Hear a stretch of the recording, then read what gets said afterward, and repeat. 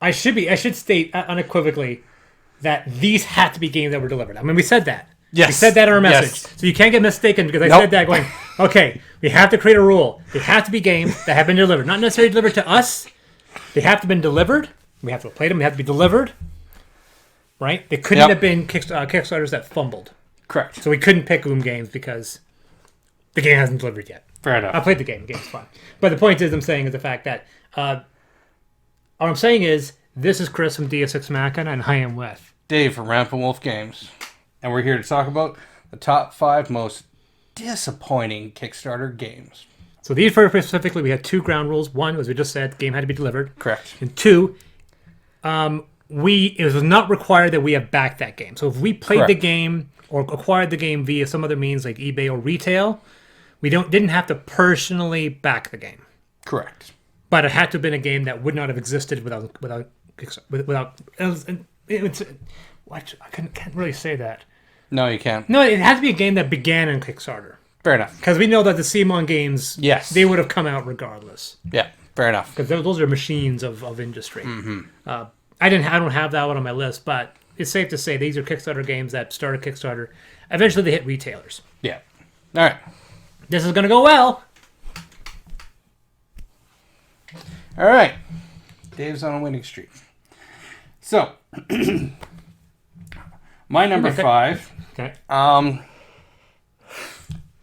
Honestly, this one is because it's an overproduced game. It should be only $30. I know. And it shouldn't have been the price tag it was. I'm going to go for a nap. Grim Forest. Yeah. Mm-hmm. Yeah. There are minis in that game you just never use. You know? Man, if we had a list of top 5 overproduced Kickstarter games, whoo! we'd have like 30 and like, well, and then it would just be increments. Oh, yeah. First to second to third to fourth to fifth is like 199, 898. It's like there's Yep. no, this game clearly is overproduced. Like, nope. Throw a rock. So that's my number 5, Grim Forest. Really, just like, I'm not even going to go into details on this. No. All right, I said you got minis in there that you never use. It's a very pretty game. But you haven't even mentioned why, because you don't care for the mechanics. It is such a simplistic game. It's It is beyond simple. It's a simple game for $70. Yeah, it is. You actually play the mechanics. It is almost like Mission Red Planet. No, it's worse. No, I'd say it's very similar to Mission Red Planet in its basic mechanics, except Mission Red Planet's $40 and this game's $60. And Mission Red Planet sucks. But Mission Red Planet has take that where this doesn't. Oh no, there is take that. Some of the cards are very much take that. There is take that in that game. In fact, one of the complaints people have had with the game, because it feels like a family game, but it has take that mechanics, which is some people have actually objected to the take that mechanics in that game. My problem with the game is it's touted as Grim Forest, and it even double M, so it's talking about Brothers Grimm. There's nothing grim about that game. It's focusing on very specific things. The Grimm fairy tales pop up peripherally, but it's primarily the Three Little Pigs. Yeah. No, I get you. I get you. So that was my number 5. Now my number 5 is Grim Slingers. All right. Which is the game I praised because they fixed it with their second Kickstarter. Northern Territory expansion was released primarily to fix the problems. Give you an idea, they are up to their 4th edition on the rules. So they're up to the 4th edition on the rules. So Northern Territory is the 4th edition printing, which means they have literally reprinted this game 3 times previous to fix the game. It's still not 100% in my opinion. I think that the rock, paper, scissors mechanic is not a very good mechanic in the competitive version, and it doesn't work at all in the co-op version. And the Northern Territory expansion was designed primarily for the co-op, and it's still there. But the original game, the original first Grimslingers, it's the original game with the original mechanics that were quickly errated with the second printing, and then the third printing. Boy, was that game not in a good shape when it got sent out in that state. Looks great, but I would not have enjoyed that game in its first edition printing. That's my number 5. Grimslingers. All right. Number 4. I've mentioned this one in another list. Again, I've played it again since that. Mm-hmm. Yeah, no, it still ends up on this list. Titan Dice. Yeah, I've played this game. I've played it. You mentioned this before. The first time I played it, I was like, "What the heck is this game trying to do?" Second time I played it, I handed the rule book to someone else, and they say the exact same thing. I don't get this game, and yeah, I don't know what they were trying to do with it. Maybe it was just they were trying to make a really light game, but you gotta have a game have substance, or else it's just. Otherwise, it's just roll for it. It's not even roll for it though. Actually, I guess it kind of is. Yeah, it's disappointing. So is this game disappointing? It's disappointing in the fact that it just feels like someone puncturing a whoopee cushion and just letting the air deflate. Yeah, It's like I don't even get the fart. It's just it's disappointing because just like, oh, there should be a game here, but there's not. Speaking of, my number 4 pick is Stuffed, which is a game there's nothing in that game. I gave it I gave it mixed praise. Mm-hmm. Mixed, like the fact that Fallout 76 has mixed reviews. Stuffed is mixed because it is a beautiful game. Mm-hmm. That is, roll for it, make all the cards more pretty than they already are, like animated characters and all this, make the dice unique, right? Then cut the amount of cards by down to a fifth. Yeah. So it's a fifth of the cards of a roll for it. Make them pretty, and not change anything else. Yeah. That's basically what stuff. People are going to say, oh, you can get cards that do other things. They're very minor. Mm-hmm. And as a result, because of that, and because that you completing the single solitary mission card that's played at first is the only winning, whoever gets that wins. Done. Yeah. Which means, theoretically, the moment you can claim, you have to claim at least 2 cards. You claim 2 cards, and then, so technically in 3 or 4 rounds, somebody could be lucky. Just like roll for it. If you put, let's say, everyone's playing for this 120-point card. One guy can just roll 6 dice. Now, it's not the same with Stuff. Stuff, there's a few things you have to do. They've added a couple mechanics, but at the end of the day, it's a smaller version of roll for it. So it's not a bad game, but it's just disappointing because I thought there'd be more. Mm-hmm. I thought it'd be a die placing game. I thought it'd be something like some kind of card based Alien Frontiers or something, and I was just like, which unfortunately now, having seen the designer's history, I'm losing faith in that. Great game designer visually, just doesn't know how to build the mechanics. Fair enough. That's my number 4 pick. Number 3 for me, this game died on two different things. It's manual and it's miniatures. Because if you're going to build miniatures based on something that people know, and not just a few people know, but I mean, you're talking pop culture. I know what this is. Have your minis be decent, but you better have a good manual, and that is The Walking Dead: No Sanctuary. I called it. I was gonna say it. Yeah, I was gonna say it. I'm gonna let him have his hair in the sun. It's like if you said make a guess, I said Walking Dead. Yeah, it's a game where I'm surprised this is actually this. I thought this would be higher. No. Then I know what your number 1 is. Nope, you don't. In that case, I'm not gonna. All right, I'm concerned. Yeah. So no, this one, the manual killed it for me, and the miniatures. There's no detail. It's like you have a character who's supposed to be Morgan. The only reason you know it's Morgan is he's got a stick. Stick. He's got a stick. You only know it's Rick because he's wearing a cowboy hat, but it could be just a big Carl. It could be just a big Carl. You know? Yeah. I had that problem with Subterra. The miniatures are okay, but they're like their pose is the only thing that's giving them away. Yeah. So that was my number 3, The Walking Dead: No Sanctuary. My number 3 pick. This is going to be an interesting one. Okay. I know what your number 1 is. I'm going for the jugular. Bears versus Babies. Oh, yeah, I figured that. Here's the thing about this company. They love putting out very funny-looking games because the guy who designed it does the oatmeal, and he's very intelligent, and he's very funny. I don't know if he's the guy making the games or he's just designing the art for someone else. Mm-hmm. If he's doing it, please fire that guy and get somebody else because the games they make are really bad.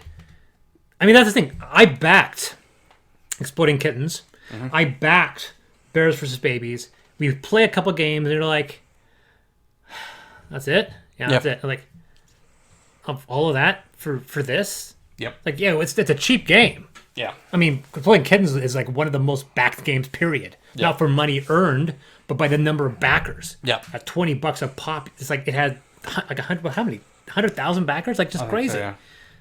And I'll tell you, I played the game a couple times and it was like, well, I'm done with this. It's a game that if you are a guy who backs Kickstarter games and you get this game, it has no life. It's got no shelf space. It's got no lifespan because within a game, you're like, well, that was a novelty. Yep. But the problem with Bear vs. Babies is Bear vs. Babies doesn't have the novelty of just being, oh, God, Oatmeal made a game. It's now Oatmeal made a second game and it still sucks. And that's why I put Bears vs. Babies and push the Exploding Kittens off. So it's not in my top 5. Otherwise, they'd both be on there, but I thought that would just be going double down. So this actually is all games by the Oatmeal, technically. But I'm specifically saying Bears vs. Babies because it is a game. Exploding Kittens isn't much, but there's not much to it. Bears vs. Babies actually needs to be better because the mechanics are more complicated, but he still doesn't put enough in the game. Yeah. So Bears vs. Babies, I feel, is more disappointing than Exploding Kittens because Exploding Kittens is completely hollow. This game tried to be more, and it's actually worse as a result. Yeah. Because there's not enough babies, not enough options. It's got a stupid strategy. Once you figure out the fact that you can just go after the babies, you don't have to build a big monster. Have 2 limbs and let's go for it because you're going to beat. And then you don't have any, there's no goal to build the monsters because you only need like 2 limbs and that's it. Yeah. So who cares? Exactly. So that's my number 3 pick, Bears vs. Babies. And yeah, they have a new game that came out. I don't know when this is going online, but they have one that came out. It's on right now, and it's early March. It's on right now. Dodgeball. No. It's Burrito. No, it's Dodgeball. Yeah, but that's what it is though. It's called Burrito. Is what it's called, and it's you got the burritos, and you're all standing around the table, and then if you play this card, you pick up the little foam burrito, and you can throw it at the other players. Yeah, I'm not touching that. Yeah. And you're number 2. Number 2. Very pretty game. Broken mechanics. Who goes there? There you go. Who goes there? I thought this would be number 1, so I'm really looking forward to seeing what number 1 is. So this game, if you make it so that a cooperative game, so that there's no way to win if you. It's not even that if you all screw up and if you all in this game decide to go outside to try and get resources, you can get locked out round after round after round after round and die. And it's like, well, what was the point? Now, you can't tell me that someone didn't, during playtesting, say, oh, that's broken. Because we did it on our first game! I would say, perfectly honest, that there wasn't enough playtesting. No. I would say he playtested it. I would wager a guess if they did what they should have done. This is what I imagine would happen. They had a couple of their friends play the game. They played the game. Somebody said, this is a kind of a weird mechanic. And then somebody said, that's how it's supposed to be. And then he put his foot down and said, that's how the game's going to be. Which means he got the feedback and ignored it. And then somebody in that office is just like, okay. And then they said, put it in the manual. Say in the manual that if you want an easier game, play with these 2 characters because they make the game playable. So he creates a game that is really random. Is got a betrayal mechanic, which is not a betrayal mechanic. It's a mounting fear mechanic, which you can't do anything about. So there's nothing you can do about it. And because, like I said, in my video, I explained the fact that there's a fundamental flaw in that game that you cannot escape. You cannot homebrew it correctly. And that is, if everybody's a thing on board, you all collectively lose the game. Yeah. And there's no reason for that thematically. No. They try to explain it, but because they know that it's entirely possible. So if you infect another character, you have to try to not infect somebody else. It literally doesn't make any sense. But they have to include that lose mechanic, otherwise you wouldn't care. Because the players will all get infected and they all go out and do humanity and they win. And they had to make that a lose state, which makes no sense thematically. And then to make matters worse, a company comes out a year earlier, comes out with a game that's half the price, and that does that mechanic way better. It copies. It's a rip-off of 3 other games, but those 3 other games work. Yeah. I'll even double down. How can you tell this is going to show up on my list? By the way, let's just get it. I'm going to double down on this one. Even say that recently, they've done something that has made me start to question this company. Oh. He called people out on their comments in a video. Recently? Yeah. Yep. For one of their most recent projects, Not D6, is it? Yeah, people made negative comments. Really? They called them out in a video on it and said that, like, that's not, like, brought the comments out and be like, that's not the way you comment on stuff and blah blah blah. And then, but this person actually said something really nice. It's just like, that's not how you engender yourself to your public. Like, to me, that was just like, you backed that game. I did. You're regretting it? Because person, yes. I am not. Yeah. I will not back anything that company does. After Stuffed and Who Goes There, not a chance. Yeah. D6 looked pretty, looked real pretty, but then I kind of looked deeper into it, and I was like, you know what? No. Yeah, I'm gonna see what ends up happening, but yeah, it's yeah. There's a great because there's a game that they did before. Like, Endangered Orphans. Yeah, and I think there was a game before that as well. No, Endangered Orphans was the first one. Was that the one that Tom Bassel reviewed it and said, this is designed by a guy who played Talisman and figured, oh yeah, all games are like this? I don't know. But yeah. It was a pretty scathing review. Yeah. Like, he was basically saying, whoever designed this game does not have any experience designing board games. He should play more games so we can understand that we have moved past this. Yeah. It's like having a game with roll-to-move mechanics. It's like, you don't put that in a game, ever. If you do, it's like, dude, where have you been for the last 30 years? We've all moved past this. Yeah. I still do some roll to moves in certain games, but at the same time, they kind of make sense in this setting. But well, like I said, going back to like the game of No Escape, roll to move is part of the thing, but there's it's a point of the game. Yeah. All right, so that was my number 2. What's your number 2? Same one. Yeah. All right. That's why I was just like, I was like, you know what? Let's just. I was gonna say, hey, I'll just say it together, and then I realized I wasn't gonna be 100% certain. But yeah. Who Goes There is number 2. All right. No. Okay. Yeah. So we both backed it. Yep. I got the Infected edition. You did as well. This is the white one, right? Yeah. Yeah. The Totally Infected is a wonderful, wonderful looking game. It is beautiful. The production design, it is almost the figurehead of a overproduced, crappy game. Mm-hmm.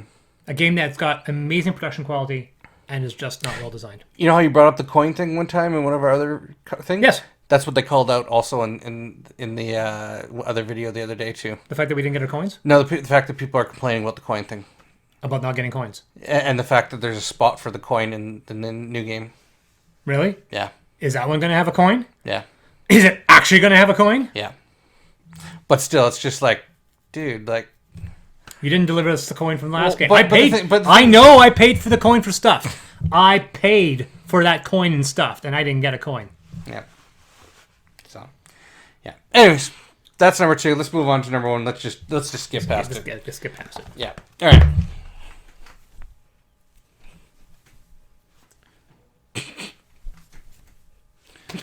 How much time we have here?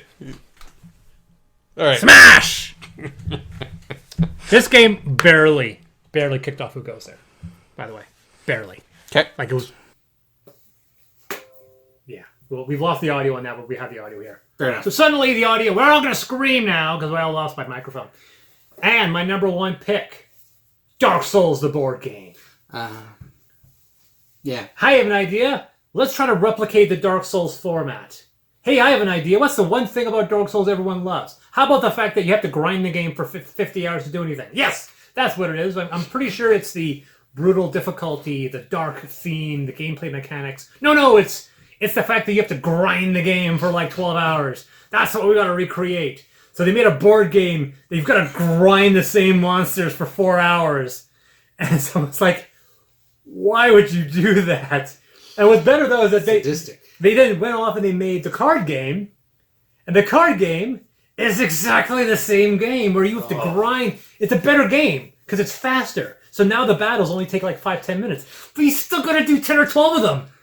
The card game is way more fun than the board game, but the card game still is 2 hours long. If the card game, it's a deck builder. If the deck builder Dark Souls is 2 hours to 2.5 hours long, do you know how long the miniature board game is?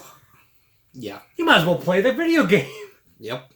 Have you played it? Yep. It is a mess, and the fans are not happy. Yeah. Because it is a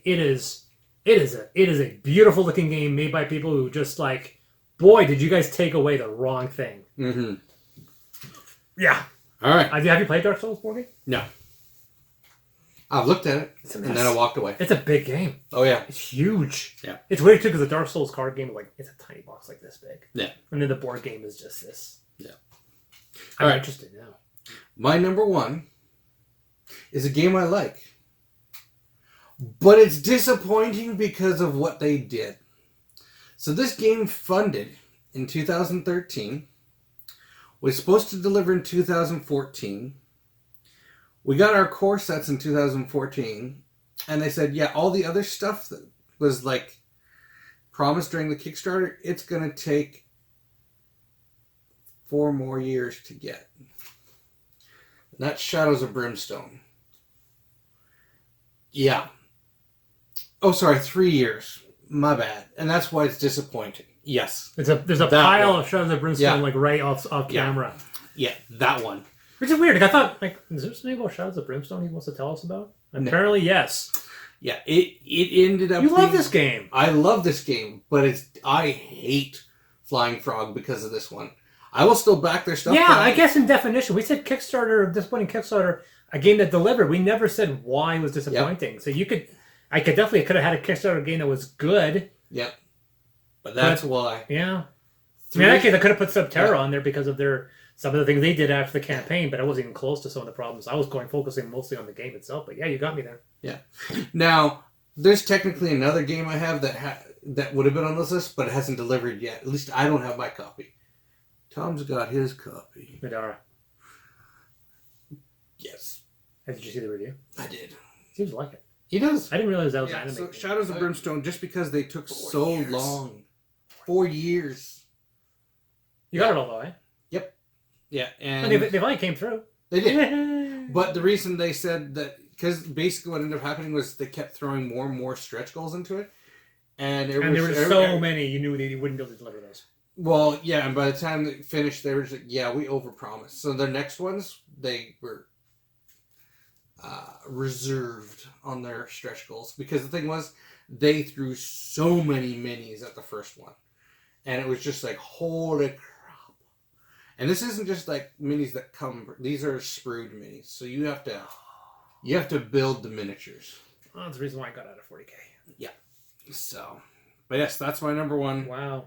Shadows of Brimstone. It's What's your number one?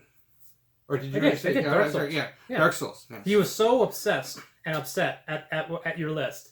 Yep. You're like, you forgot. I was like, oh wait, no, I did. Was mine not? Should I? Yeah. All right. Dark Souls not enough for you. So, number 5 was Grim Forest. Number 4, Titan Dice. Number 3, Walking Dead: No Sanctuary. Number 2, Who Goes There? And number 1, Shadows of Brimstone, just because it took so long. And I have number 5, Grimslingers. Number 4, Stuffed. Number 3, Bears vs. Babies, which really represents everything that the oatmeal does. And number 2, Who Goes There? And number 1 is Dark Souls, the board game. I've been Dave. I have been Chris. And remember, the rules are just a suggestion. Play the game how you want to play it. Okay, and to all the Kickstarter designers out there, the rules are not a suggestion. The rules are mandatory. You guys, we can homebrew your system. But for you, the rules are not. I'm going to tell you, the rules are not a suggestion. You actually have to design a good game. And a good rule. For the love of God, folks. You have to design a good rule system. It's not up to us to homebrew your crappy game. So the rules are not a suggestion. Please, for the love of God. It's not.